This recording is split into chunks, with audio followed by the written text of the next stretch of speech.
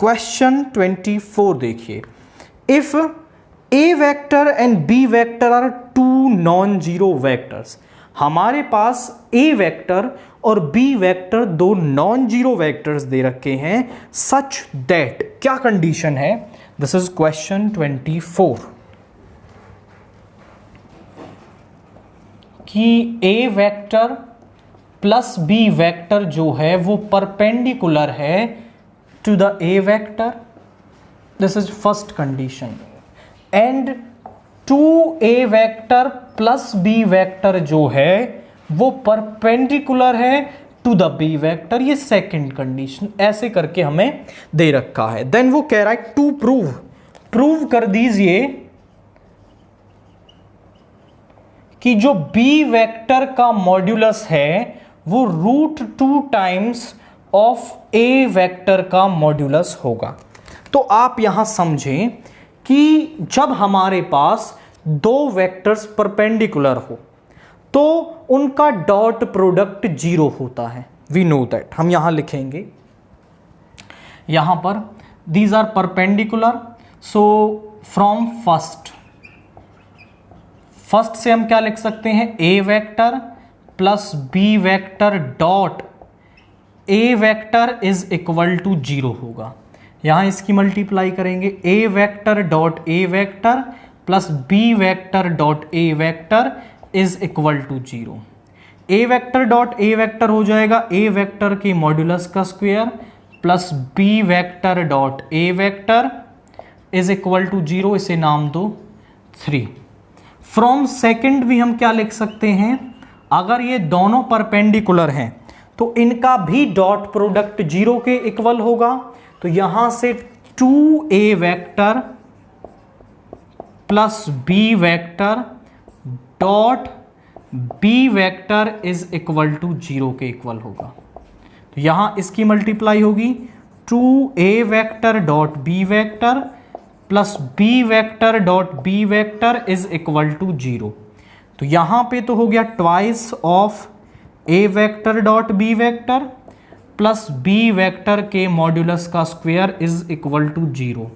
आप थर्ड और फोर्थ के अंदर देखें तो दोनों की जो राइट हैंड साइड है वो 0 है। अगर दोनों की राइट हैंड साइड इक्वल है तो उनकी लेफ्ट हैंड साइड भी इक्वल होगी। फ्रॉम थर्ड एंड फोर्थ क्या होगा? Twice of A vector dot B vector plus B vector के मॉड्यूलस का square is equal to A vector के मॉड्यूलस का square plus B dot A, या फिर इसे आप ए डॉट बी लिख सकते हैं because scalar multiplication is commutative. यानी स्केलर मल्टीप्लिकेशन कम्यूटेटिव होता है, वहां पर A dot B dot A के इक्वल होता है। तो यहां दोनों को इस तरफ ले आइए, बी वेक्टर के मॉड्यूलस का square plus twice of A dot B minus A dot B minus A vector के मॉड्यूलस का स्क्वायर इज इक्वल टू 0। यहां इसमें से सब्ट्रैक्ट होके ये बच जाएगा आपका ए वेक्टर डॉट बी वेक्टर। यहां पे आ गया माइनस ए वेक्टर के मॉड्यूलस का स्क्वायर। अब हमें इसको यहां से हटाना पड़ेगा, तो इसके लिए हम क्या यूज कर लेंगे? ये वाला रिजल्ट यूज कर लेंगे। फ्रॉम थर्ड हम क्या लिख सकते हैं? ये ए डॉट बी है, A dot B is equal to, इसको इस तरफ ले आए तो माइनस ऑफ ए वेक्टर के मॉड्यूलस का स्क्वायर। तो इसके प्लेस पर आप रख सकते हो माइनस ऑफ ए वेक्टर के मॉड्यूलस का square minus of A vector के मॉड्यूलस का स्क्वायर इज इक्वल टू 0। ये 2 हो गया, यहां पे कर रहे हैं हम इसे बी वेक्टर के मॉड्यूलस का square minus twice of A vector के मॉड्यूलस का स्क्वायर इज इक्वल टू 0। इस तरफ ले जाएंगे इज इक्वल टू 2, इधर स्क्वायर इधर जाएगा तो रूट बन जाएगा।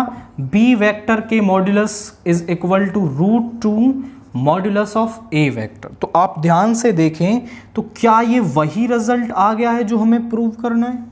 अब देखो तो बी वेक्टर के मॉड्यूलस को हमें दिखाना था √2 टाइम्स ऑफ ए वेक्टर के मॉड्यूलस का।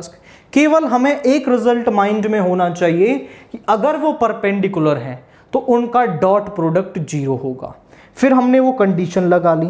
यहां आपको थोड़ा दिक्कत जाएगा कि ए डॉट बी को हम कैसे यहां से कैंसिल करें ताकि रिजल्ट बन सके। तो फिर आपको जो गिवन रिजल्ट्स हैं उनमें देखना है। वहां से हमने ए डॉट बी की वैल्यू निकाल ली जो माइनस ऑफ ए वेक्टर के मॉड्यूलस का स्क्वायर थी, एंड वो यहां रख के हमारा जो रिजल्ट है वो बन गया है। That means hence proof. तो हमने अपने रिजल्ट को यहां पर शो कर दिया।